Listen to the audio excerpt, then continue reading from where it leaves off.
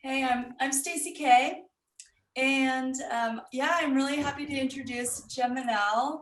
She is a San Diego born and bred R&B singer, multi-instrumentalist, and producer.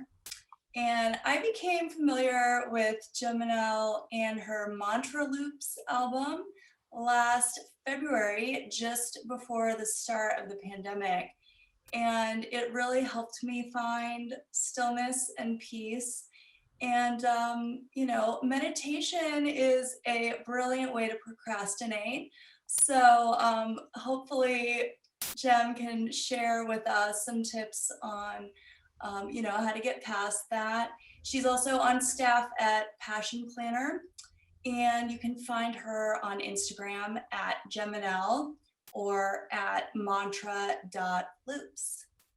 And take it away, Geminelle.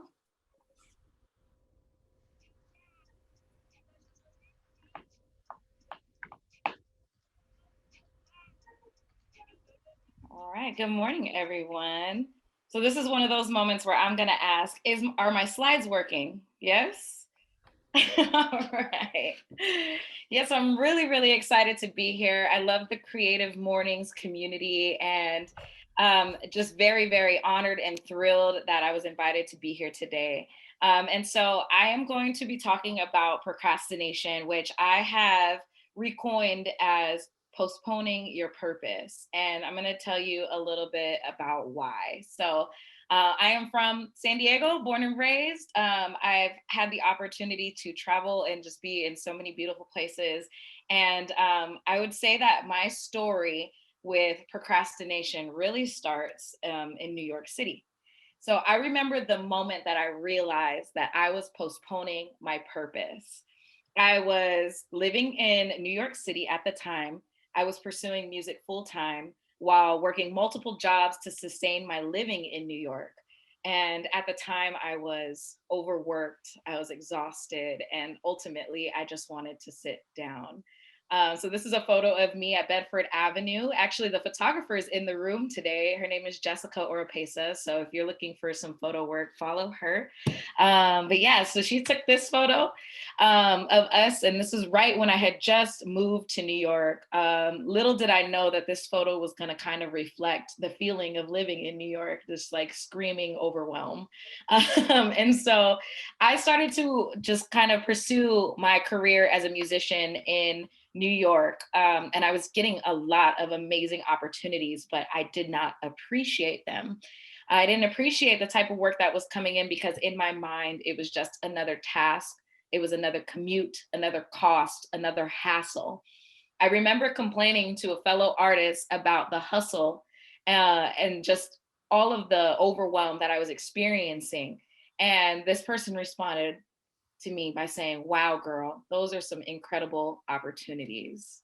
At the time, I was complaining about the full day long rehearsals for the Grammys, my commute from the Bronx to Carnegie Hall, and having to wake up early in the morning to catch a bus to a train to get to the studio to perform at Spotify headquarters or work on vocal arrangements for several incredible artists. It was at that moment that I realized that my mentality around work was stopping me from finding joy and fulfillment in my life. It wasn't the opportunity that made me upset. It was the work that needed to be done to get that opportunity. So once I was there, I'd instantly feel the joy and gratitude of the work I was receiving. And as someone who is a believer in practicing gratitude, I knew I needed to change my mentality around work. What was I thinking? So why was I even procrastinating, right? I'd become so overwhelmed with the hustle of living in New York. I felt like things were moving all the time without space to recover. I'd even just postponed the preparation for things that I knew I was going to follow through with, but I just wanted to see how much work I could cut out before I followed through with it. So I had missed rehearsals. I was leaving as late as I could to still make it to the venue, to be fashionably late. I was cutting corners and I was showing up unprepared and trying to squeeze in rest while putting off the work. Deep down inside, I knew that the opportunities were good, but I couldn't bring myself to enjoy the situations because of the amount of effort that I needed to make them happen. So I realized that I was postponing the enjoyment and the celebration of my successes. Most of the time I would seize opportunities, even if I wasn't happy about the work that it took to get there. But there were other times when I'd find friends questioning why I didn't pitch myself to an emerging artist or participate in a jam session with some of New York's finest musicians, or why I didn't share my latest song with one of my favorite artists. I still beat myself up about that one. It was then that I realized that I was letting the time and space between my thoughts and actions create feelings of imposter syndrome, doubt, and fear. I was hesitating not only because of my dislike of the work, but also because of the narrative I was reciting in my mind. So I started to realize that in order for me to seize opportunities, I had to change the narratives in my head. I thought back to the musicians and lyrics that changed my heart and mind over time. And though I had already believed in the power of manifestation through music, I hadn't thought about changing my internal dialogue through it. I started to learn that the power of language could change my perception on my actions and drive me towards seizing my opportunities actively and also joyfully. But first, I had to understand why I was postponing my purpose. So I started to ask myself, why am I procrastinating? I had a negative association with work. I think that's really normal. I think a lot of us do. Like, as a society, we often say we have to work, and we say it begrudgingly. We look at the activity of work as an obligation rather than something we desire to do. And oftentimes that leads us to placing massive amounts of energy around the unwillingness to work. So when I started to realize that not all work was bad work, I started to think about what kind of work I was really putting off. So I realized that the things that I procrastinated around were directly associated with things that I felt the most out of alignment with, or I felt like they were bigger than my capabilities. I allowed distance between my thoughts and my actions to create doubt, imposter syndrome, and I let it intimidate me in ways that would drive me further and further from my progress. And I began to realize that procrastination begins in the mind, and that procrastination was the one thing that was standing between me and the progress that I desired. So I know you all had an opportunity to answer this question in your coffee line. So I want to hear from you all. Why do people procrastinate? You can put it in the chat, or if you want to raise your hand, I believe I can call on you. So if anyone is interested in coming on, but I want to know, why do people procrastinate? Because I don't know how to start. Ooh, that's a good one. Yeah. What else? What are some other reasons? The fear of success. Yeah, that's a big one. A lot of times people think that, there's only fear of failure, but a lot of times people are afraid of succeeding. They're like, well, I've been pursuing this thing. What happens if I succeed at it? Then what? Because of my vision of success isn't clear and I'm not emotionally connected to that. Ooh, girl, you are speaking. Okay. Because focusing and being present is more difficult than mindlessly multitasking. Yeah, these are some amazing reasons. Because I'd rather do something that makes me happy. I love that. That's my mom, y'all. All right. Yeah. So I have some reasons that I came up with as well. So I want to share them with you. I think that people procrastinate because they feel a sense of resistance to the work, or they have a negative perception about the work that they have to do. A lot of times people feel disconnected from the work. So I saw a couple of comments about feeling disconnected, or they have concerns about their capacity to complete the work. Have you ever been in that situation where you're like, I'm procrastinating because I'm not sure if I have what it takes to do this, or I'm not sure if I can succeed at this. So I put it off, right? Some other reasons. Oh, did it switch? Nope. All right, some other reasons. People believe that they have an abundance of time to complete the work. I read a statement the other day that said procrastinating is the arrogance of thinking that you have the time to put off to do tomorrow what you could have done today, right? So when you think you have an abundance of time to complete the work, that is usually the arrogance of procrastination. Um, Sometimes the work is out of our comfort zone, and so we put it off because we're like, I don't know, I'm a little nervous about jumping into this. And other times, they feel bigger than our capabilities, and then we allow those thoughts to kind of just create distance between the thought of doing and the actually doing. So I have good news for y'all. I have a game changer that helped me to stop procrastinating, right?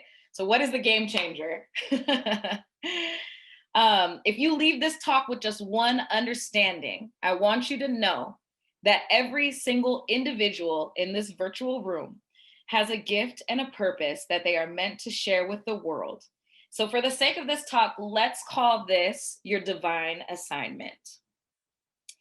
So, whether your divine assignment is to teach, to heal, or to create solutions to some of the world's biggest problems, understand that you are already equipped with all of the tools and resources that you need to complete that assignment. All you have to do is choose to do the work. When we choose to do the work and move toward our full greatness, we're providing a model of what it looks like to access our greatness.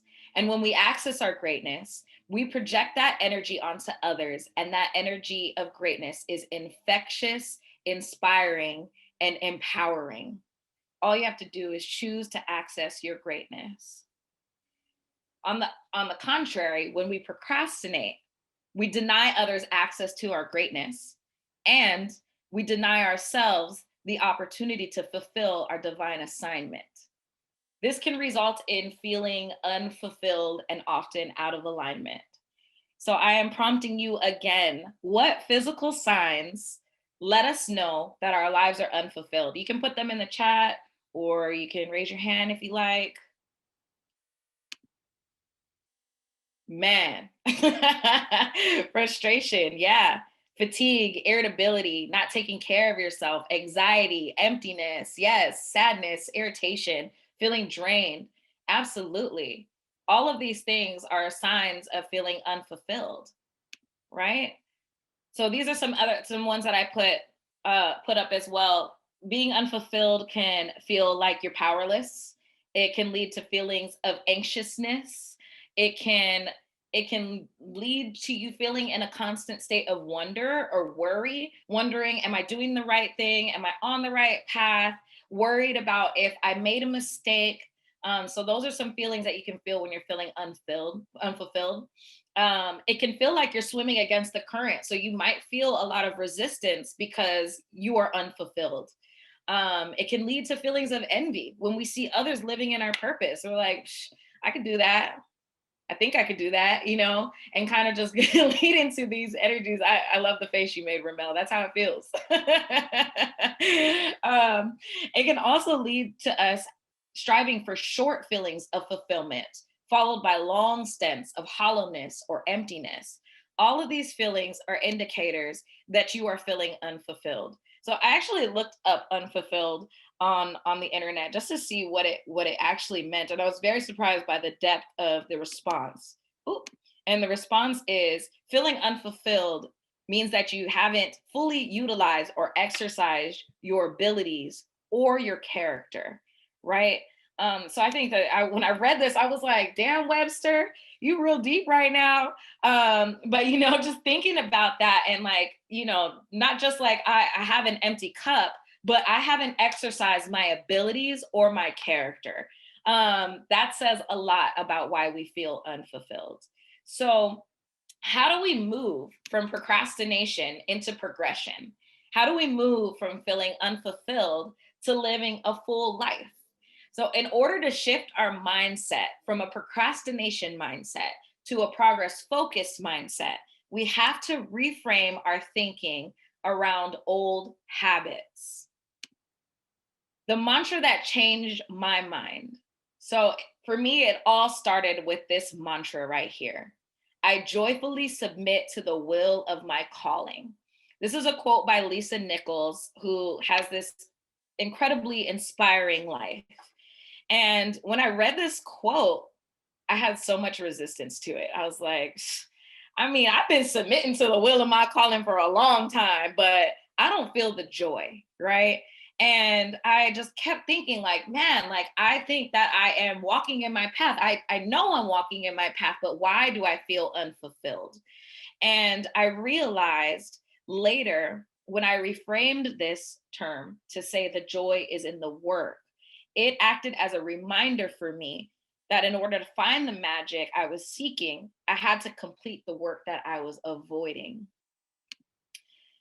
Shortly after that, I wrote several other mantras that helped me shift my mindset around not only work or procrastination, but mantras that helped shift the entirety of my understanding of life, purpose, and our mental capacity to achieve whatever we're set on. So I realized in order to have the proper mental framework, we have to choose the right language. So in every scenario, we have two options. We can choose to listen to our triggers as truth, or we can replace our triggers with thoughts that reframe our consciousness and allow us to assess if those triggers are true or not. Now, this is not an easy practice. It's not a short one. It's not something we can just like decide and then it happens. It's a long-standing practice, but it is a path that I have found has led me to living a fulfilled and whole life. There will be times when your emotions and your divine assignment are pointing in the same direction. This is our built in compass. This is one of those all systems go type of moments when everything feels like you're riding the most beautiful wave. But there will also be times when your emotions will conflict with your divine assignment. I think about this a lot when I think about food, right? I'm like, emotionally, I could really eat this cookie right now, but I know that it's not going to be the best thing for my longevity and my health. So I'm going to go eat this apple instead, and I'm going to smear a little bit of peanut butter on it for the joy, right? And so having like this moment where I know like this is my divine assignment, but this feeling is pulling me in a different direction. When we have those moments, we have to push past the emotional state, strengthen your mental fortitude, and choose the path that feels the most aligned with where you're trying to go. Oh, hold on, y'all. All right. So, this is when the power of language comes into play.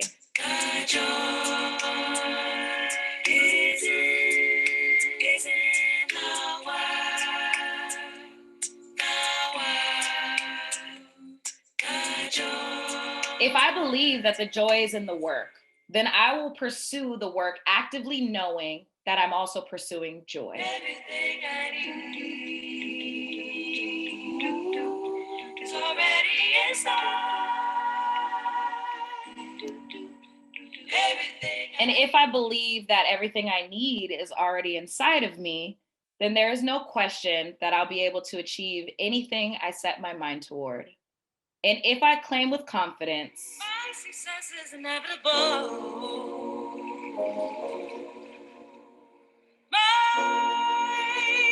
success is inevitable. Inevitable. If I claim with confidence that my success is inevitable, then I'll be open to whatever opportunities the universe puts before me without fear of entering the unknown. When I decided to reframe my thoughts and change my internal dialogue, I created the most powerful body of work I've ever created: mantra loops. I tell people all the time, when I created mantra loops, it was a reflection of my self-love because I chose to change my mind and speak to myself more lovingly. When I released mantra loops to the world, I had no idea the successes that would come from it. It was for me. Um, I went from having 76 monthly listeners and 2,000 streams in over a year to 22,000 monthly listeners and over 650,000 streams just this year. I became recognized as a healer And I found a path that allowed me to bridge my studies in school with my passion for music. But more than ever, I found joy in the work, gratitude for my purpose, and a divine discipline that consistently encourages me to walk in alignment with confidence that I am fully capable and incredibly great. This has been the greatest reward of them all. I learned that there is power in deciding to be and to do. So today, I want to leave you with some reminders and tools that helped me move toward my purpose and have positioned me to be and do all that I've dreamed of and so much more. So I want you to remember that you are equipped with all of the tools and resources that you need to do all that you were designed to do. I want you to know that you have the power to reframe your thoughts and your feelings around your actions. I want to encourage you to choose the path that feels most aligned with your goals, especially when it feels difficult. And I want you to know that your decision to choose greatness will influence others to choose their own greatness. So now I have some tools for you. Write it down, right? I've been a passion planner user for years. This is my passion planner here. It never leaves my side. I write down everything from my visions, my goals to my action plans. When you write it down, it becomes real. You put it in the world and then you have a plan to move toward it, right? So I use Passion Planner because it helps me break down my steps. So I encourage everyone to follow Passion Planner. Go get you a Passion Planner today. It's a wonderful, wonderful resource. Another tool, exercise your mind. An incredible book that I encourage you all to listen to is Can't Hurt Me by David Goggins. The audiobook has also it has a podcast and radio show. And David Goggins talks all about mental fortitude. And this has been an incredible resource to me. Next, I want you all to practice 1, 2, 3 leap. So anytime you feel hesitant to do something, count to 3 and do it. Every time you do it, it'll get easier. You will become more and more confident with your capabilities, but don't allow the space between your thought and your actions to get in the way, right? Next thing is just trust yourself. Know that you are fully capable. And lastly, when in doubt, sing it out. If you need some words of affirmation to change your mind, Mantra Loops is available on all platforms. And you can follow me at Geminelle or at mantra.loops. And so for today, because we're all together and because I believe in applying things in action, I have a mantra for you all today. So in alignment with what we're talking about, this is today's mantra. So wherever you are, sing along with me, okay? I receive my divine assignment so I can walk in my alignment. I receive my divine assignment. I'm gonna walk in my alignment. I receive my divine assignment so I can walk in my alignment. I receive my divine assignment. I'm gonna walk in my alignment.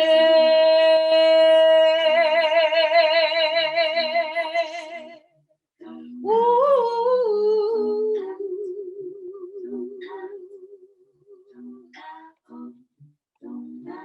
I receive my divine assignment so I can walk in my alignment.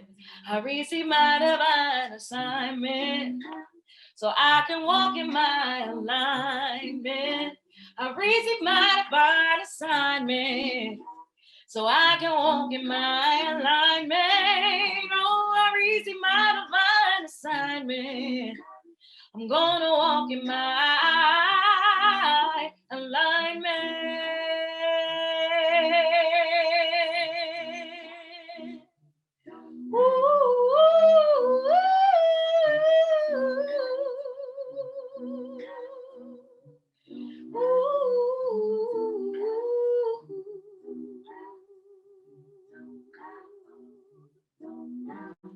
receive my divine assignment so I can walk in my alignment. I receive my divine assignment so I can walk in my alignment. I receive my divine assignment so I can walk in my alignment. I receive my divine assignment. I'm gonna walk in my alignment.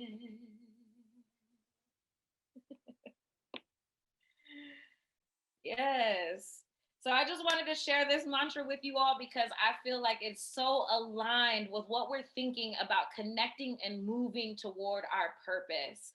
Once you receive your divine assignment, I promise you, you'll have no desire to procrastinate.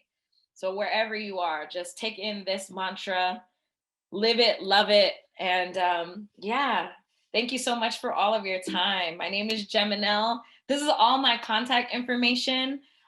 Please follow me and please subscribe to my newsletter. I have a lot of amazing things coming soon, very soon. I have some merchandise, I have some courses, and we're going to be talking about how to get still in the mind and how to find these mantras, right? And how to really figure out the words that we need in order for us to continue to pursue our purpose. So thank you so much. I believe we have some time for question and answer. I'm not really sure if I'm supposed to take this part over or if someone else is, but here we are, right?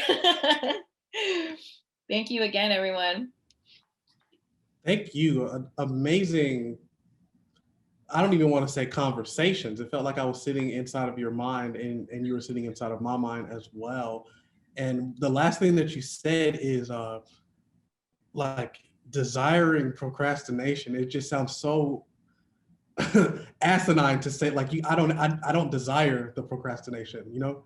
You desire the riches, you desire the accomplishments, you desire fulfillment. And so I'll kick it off with one of my first questions because you know I practice some Buddhism from time to time, and you know working in a place that aligns with your purpose seems like such an important thing.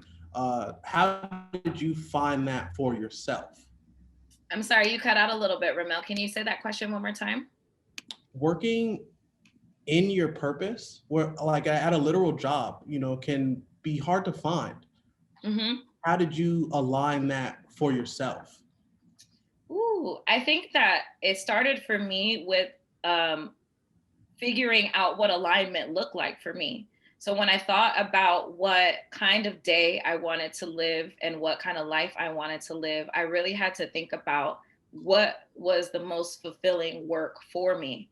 And then honestly, like I think that that helped guide me toward the positions that felt the most aligned. So it wasn't necessarily like I knew that this job was going to be fulfilling. It was like, what work is already fulfilling to me, and how can I find a place of work that pays me to do that, right?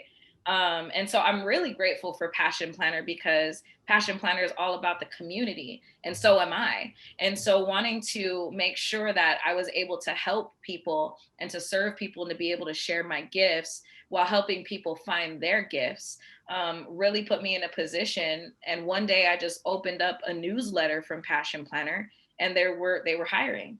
But I wouldn't have known that had I not actually designed for myself what does alignment look like for me. So I think we have to ask ourselves those questions, and also see, because a lot of times if you're going to a 9 to 5, it may not feel like alignment, but there may be something in there that guides you to your alignment, right? So there may be a certain skill set, or you might find partnerships within that career that help you. But a lot of times when we focus on, you know, the feeling unfulfilled, we don't even see how a lot of the opportunities are setting us up for the fulfillment. And so I think just sitting with myself and asking myself, what does alignment look like? How can I make a living doing something that feels good for my spirit?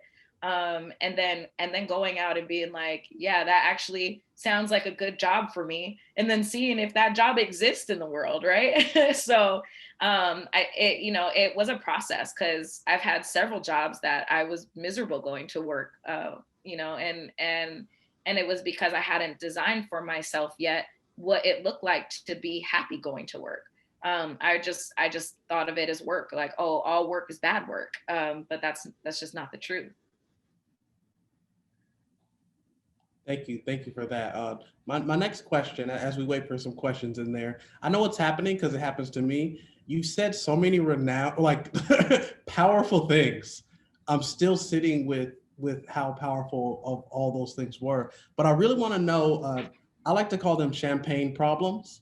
Okay. From a friend named, her name is Marlena or Marlene. And, you said you're at the Grammys, you're having all these huge accomplishments. You had to travel far. It's probably really long days and hard work. Mm-hmm. But you came to this realization of like, oh my God, I'm doing these amazing things. Once someone pointed it out, like, oh wow, you're doing these amazing things. Yeah. What did that actually feel like? Someone told me, I am living someone else's dream. Like I'm doing the thing. This isn't my dream, but someone somewhere is like, wow, that's my dream. That thing that this person is doing, that's my dream. And I think that made me realize that I just had to have gratitude for the present moment because, I'm sure I'm like a lot of people when I'm always thinking about what's next. What's the next accomplishment? I achieved this thing. What am I going for next? And like not being able to sit in the gratitude of the present.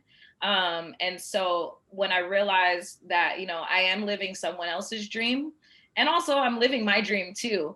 I had to realize that I had already gotten there instead of thinking, well, there's still so many steps until I get to this point of feeling accomplished.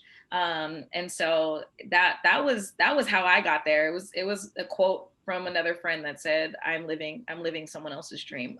And I was like, you know what? I think I am too. I'm actually probably living a lot of folks' dreams. And then just kind of accepting that, this is my dream. Yeah, I'm on the path toward the progress of my dreams, which is my dream. And to be able to work in my own industry is a gift, even still. That's awesome. That's awesome. You need to write a book called Quotes from Friends. Yes. They have really good quotes. They do. Into this next question from Risa. How did you let go or separate yourself from what no longer aligned with who you are or your mission? That one was really, really tough for me. I would say that I, in some ways, have attachment issues, mostly to people or things that I failed at. So I'm like, I have this attachment of wanting to hold on to it. I want to fix it. I want to tweak it. I want to make it better. And then, when I started asking myself, who am I at the core of who I am? And does this make sense for the things that I value, and the things that I want to project into the world? When the answer was no, it was like, okay, so how do I create separation from those things? And so then I started to ask myself, why am I attached to this? And a lot of times it wasn't for me, it was for the perception of what it looked like to fail at something, to fail at a relationship, to fail at something that I was trying to accomplish. I was more concerned about the appearance of what it looked like to detach myself from something that was pulling me in the wrong direction. And so when I realized that, like, when I step out of alignment, I'm not stepping out of alignment in any way that it doesn't serve anyone. It doesn't serve me. It doesn't serve anyone else.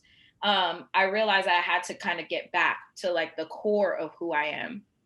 And I did that through a lot of personal, just like internal work. I separated myself from people and platforms for a while so that I could kind of cancel out the noise and see what felt the truest to me, like when I'm in the silence. And then I just practiced forgiveness for not allowing myself to live in myself, right? And to live and be in my whole self. I hope I'm making sense. I feel like this is one of those really big questions that's like, how do I break it down in 30 seconds? But I would say I sat with myself, and then I practiced forgiveness for not allowing myself to be with myself and to be true to myself. And then I also forgave myself for trying to appeal to others, because at the end of it, the things that pulled me out of alignment had nothing to do with me. It had everything to do with who I could please or who I could, present myself for. And once I realized that I was doing that, I was like, okay, this isn't authentic to who I am as a human being. So I have to change that. I have to shift it. That made perfect sense. When people gotta go, they gotta go. Yeah. And it's the fact that you have to forgive them and yourself, which makes that really harmonious. Oof, And, yeah. and looks like, Justin, you got a gig already. It looks like it's happening. I mean, He's like, you got my number. We need that mantra loops in our courtyard ASAP, Jen. There you go. Let's do it. Okay, the next question. When feeling misaligned, do you have any suggestions for the in the moment small ways to rejoin the assignment in settings like in public or on the move? Yeah, definitely. I'm a big fan of stepping away from a situation if I feel like it's out of alignment, to take a breath, and just kind of recenter myself. So I do this a lot. Like I'm roller skating. That's my new thing. That's like my new release, right? And so sometimes I'll be roller skating in community, and I realize that I'm too concerned with how I look to other people. So I'll skate away and I'll take a breath and I'll skate by myself. And then I come back to the situation and now I feel more aligned. So that is something that I learned through roller skating, but I think it's a big principle for life. So now that things are starting to open up, if I'm in a space and I feel like, maybe this conversation is out of alignment for me, I'm going to step aside. I'm going to take my breath. I'm going to recenter, and then I'm going to come back when I feel like I'm ready to rejoin the community and the group as myself. And so that, I think, is that's the practice that I've been practicing lately, is to step away, take a breath, recenter myself, come back to what feels authentic for me, and then go back and rejoin the group. Or sometimes what's authentic for me is to just leave altogether and be like, all right, I'm out. Like, this isn't my vibe today. And so those are some steps that I have taken that have helped me really stay centered and grounded. Thank you for sharing that. And I'm just gonna, I forget that people are alive in this room. So I'm gonna hand it over to Jordan. She can jump in and ask this question, because no one can ask questions like Jordan can ask a question. What's up, Geminelle? Thank you so much for sharing your voice. I want to understand how your understanding of your divine assignment has evolved over time. Ooh, okay. That's a big one. How has my understanding of my divine assignment evolved over time? Okay. I think that I used to think that it was my divine assignment to create music. And I know now that it's my divine assignment to share as a way of helping others see themselves. And so I think as a musician or as an artist, as any kind of artist, honestly, you put yourself on display a lot. And I think that what I'm learning and putting myself on display is that someone else is benefiting from that experience and that expression. And so I used to think it was like, oh yeah, I'm supposed to make music. I'm supposed to make hits. Like, that's what I'm supposed to do so that I can gain reach and so that I can expand, like my following, and so that I can have a career in music. But now I really am starting to understand that the reach isn't for me to have whatever clout. It's for me to be my most authentic self so that I can give people permission to be their authentic selves. It's for me to show up at a show on a day when I'm not feeling that great and be like, hey, I'm not feeling that great today, but we gonna sing through it because y'all came for me, and so I'm showing up for y'all, and it's to be able to say, like, because Mantra Loops is a very vulnerable journey for me. It was met with a lot of tears, a lot of hardship, A lot of moments where I did not go into the studio because I did not believe what I was going to record. And so being able to put that project out in the world and actually feel good about it, not feel nervous about how it's going to be received, but know that I am planting this seed of intentionality for me, is really shown me that my journey and my self-healing is creating and paving a way for others to heal as well. And so that's my current understanding of my divine assignment. How will that change? I don't know. But I'm open to it because I'm understanding that it is an evolution. And so, yeah, I'm really grateful for the evolution. Don't procrastinate to hit anybody up on here. You know, this is a whole room. Everybody's doing some really active things that you may not know about. So do not forget to do that. Geminelle, you brought up something about you creating music, allowing you to share the fact that, you know, people are the goats. You know, people are the light. People are the gifts that they need to give themselves. Who was someone that allowed you to reach that purpose? Was there someone that gave you the gift of yourself? There's a lot of people in this room. I'd say my mother first.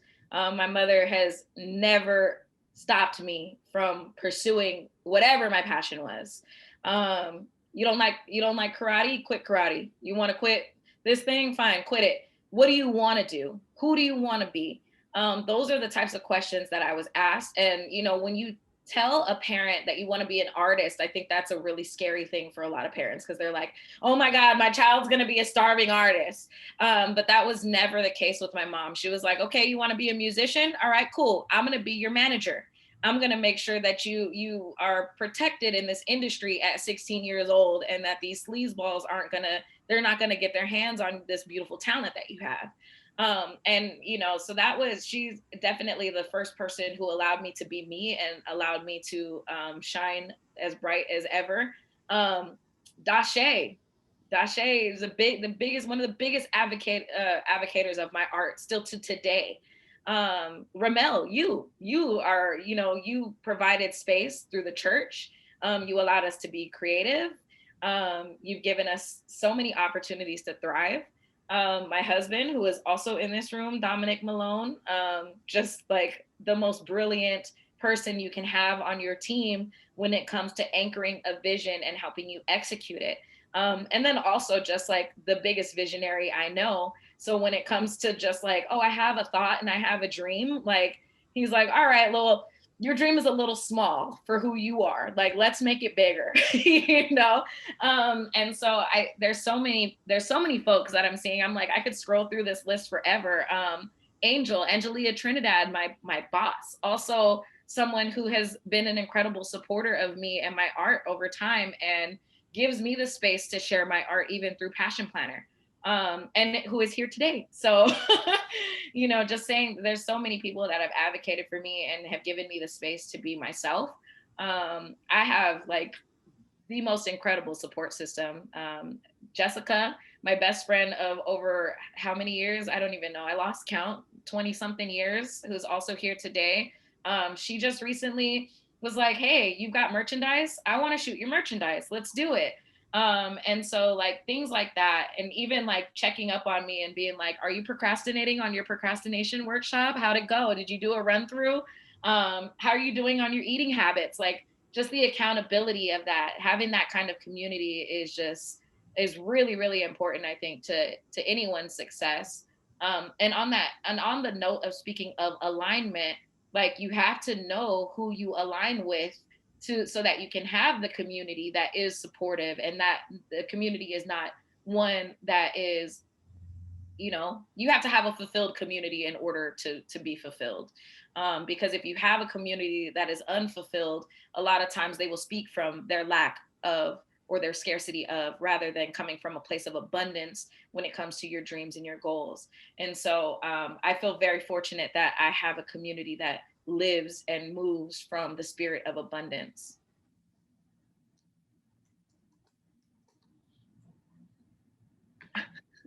Just receiving it. Just receiving it. Are there any more questions, or did I miss any questions that are a part of this?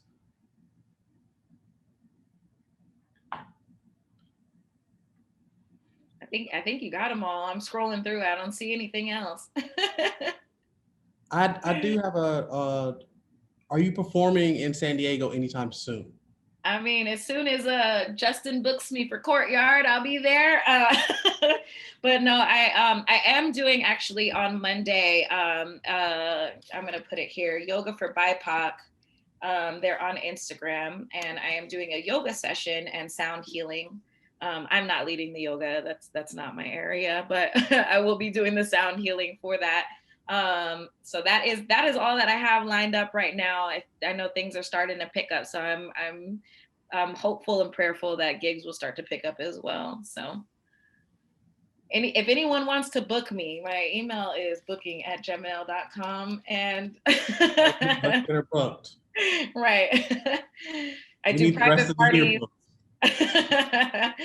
You got birthday parties. What do you need? I have one last question, and then I'll Absolutely. wrap everything up. And I appreciate everybody staying on and everything. I know that Zoom fatigue is real, so I really appreciate it. I've been struggling personally with, recognizing joy. Mm-hmm. What is it? When is it in my life? Mm. What is your relationship in recognizing and knowing and being aware of when you are in joy? Mm. So I have another mantra for that, and it's I invite ease and joy.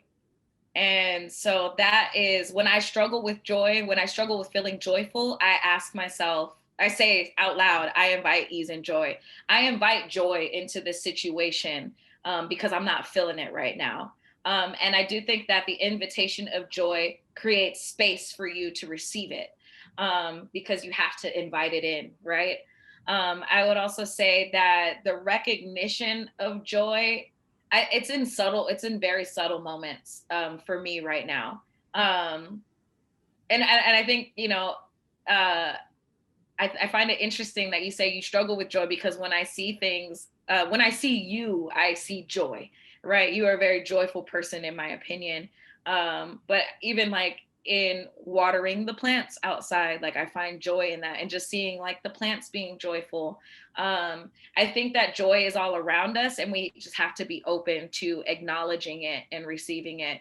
And so even just like looking outside and seeing how the sun dances on, the trees or the cars or how it feels on your skin, like there's so many subtle moments in joy. I see, yes, Jennifer says presence. And I think that is the biggest piece of being able to be joy is to be present in the moment, because as soon as we step outside of the present moment, that's when the questions, the anxiety, and all of those other things kind of start to fill us up because we start thinking about the future or we feel shame about the past. So when we are present, we can experience the joy that is happening in front of us rather than thinking about, what the next step is or what I have to go do right now. And so I think that just learning how to be present is a great way to embrace joy and to live in joy. And in those moments when you don't feel joy, I encourage you to invite ease and joy into your life. And I think that that's been an incredible way for me to experience joy. Right now, it's in my finances. I invite ease and joy into my finances. I invite ease and joy into my budget, because that's one thing that I don't feel joyful about all the time. So when it's time to budget, which is today, because it's, the first is tomorrow, I'm like, okay, I invite ease and joy into my budget, and I invite ease and joy into my finances, and they will flourish because of it, and just having I will even dare to say audacity, have the audacity to invite it into your life. Because, and just know that you deserve it, you're deserving of joy. So many gems. And that's why I always call you Jim. I don't even think about it because I'm like, she's just a gem. You really are dropping so many jewels on us. I really appreciate you, giving this talk and this conversation, and it just felt like a one-on-one dialogue. Is there anything else you need to share before we do our closeout? No, just please, can I share my screen again? I would love it if you all subscribed to my newsletter. Like I said, I have some beautiful things coming very soon. I have merchandise being released soon. I've got some music videos coming soon, and I've got some e-courses on how we can come to a place of stillness and really quiet the mind and find a place of joy. So I hope that you all will subscribe, and I hope to see you on Instagram, social media. Please reach out to me. And again, like I would love to start performing again. So it's the one thing I missed the most in 2020. So if anyone has any opportunities that they're interested in booking me for, I'm here for it all. So thank y'all. Yeah, Justin, call me. I see ya. Thank you so much, Geminelle. Thank You you for get a having round me. of applause and all that stuff. I was feeling that, even if it's muted. I didn't mean to cut you off. You did. I was just saying thank you. Thank you, Creative Mornings, for having me. Thank you, Ramel, for inviting me. And thank you for talking through this presentation with me. You really gave me a very grounding perspective to move from. And so I'm so appreciative. Well, I don't want to procrastinate to say how much joy and fulfillment and progress that I get from conversations with you and people in the community. It really hit me when you said that phrase, quotes from friends. Yes. I've heard so many amazing things that I've even kept to myself from the friends don't even know what they've done that have changed my life. The sentences that they said, or the way that they presented themselves, or made me not feel alone. The fact that you could see these thoughts outside of your mind, and you might think, oh, I'm the only one that's thought this certain thing, but there's belonging in how you speak, and there's this divine urgency that says, you know what, I can no longer procrastinate in receiving myself and my greatness, and I can share that with the community, and it could be this amazing echo chamber that just goes back and forth, and it builds upon each other. And I appreciate you and this entire community for those. I hope I can share a lot of quotes from friends and get more quotes from everybody that's in this room. And before we log off, I just want to, just kind of nail it in everybody's head. Do not procrastinate to love yourself. Yes. Do the things that bring you joy. Do the things that bring you peace, and practice it so that you know when it enters your life. Mm-hmm. I'll end this with a quote or a phrase from Sonia Renee Taylor. She says, if you ever reach resistance, sit with that resistance and ask yourself why is it there? Have that conversation with it. It'll tell you some things. It might be confrontational, but it'll be progressive. Practice that self-talk and thrive with that self-talk, and remind yourself that you got this. You really do. And the community is there for you as well. I appreciate everybody that's here. I hope this kicks off your morning to do some amazing things or to just rest. It is a hammock-demic or a panorama pandemic. So make sure you're drinking your water and you're relaxing. If you're vaccinating, get the electrolyte tablets, because that's gonna save your life. You're gonna thank me later. I'll turn on some music so we can jam our way out. Let's see how we are going to. Thank you, everyone. Thank you. Okay, I was about to play some other stuff. I'm definitely playing your stuff.